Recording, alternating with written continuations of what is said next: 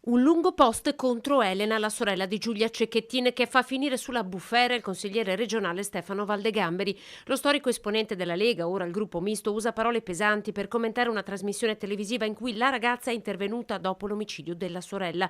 Dalla sorella di Giulia una recita ideologica, scrive Valdegamberi, altro che cultura patriarcale, e accusa la ragazza di divulgare simboli satanici. Tra i primi a dissociarsi dalle sue parole è subito il presidente Zaia. Questo è il momento del dolore, non certo quello di invocare l'intervento dei magistrati, dice, sulle dichiarazioni personali della sorella di una ragazza che ha perso la vita in questo modo tragico. Insinuazioni gravissime, accusa Angelo Bonelli, deputato di Alleanza Verde e Sinistra, che annuncia per Valdegamberi un'interrogazione parlamentare. A parlare di attacco oltraggioso e delirante invece il deputato Dem Alessandro Zan. È inconcepibile, scrive, che al dolore si aggiunga anche violenza istituzionale. Intanto l'opposizione ne chiede le dimissioni.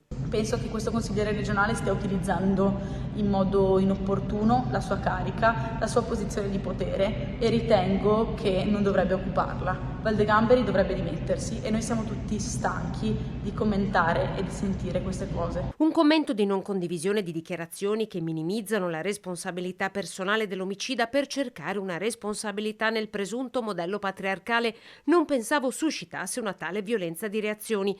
La risposta all'odio social scatenato dal post non tarda ad arrivare. È Valdegamberi a mandare agli organi di stampa un comunicato nel pomeriggio, che non riesce però nell'intento di placare le polemiche.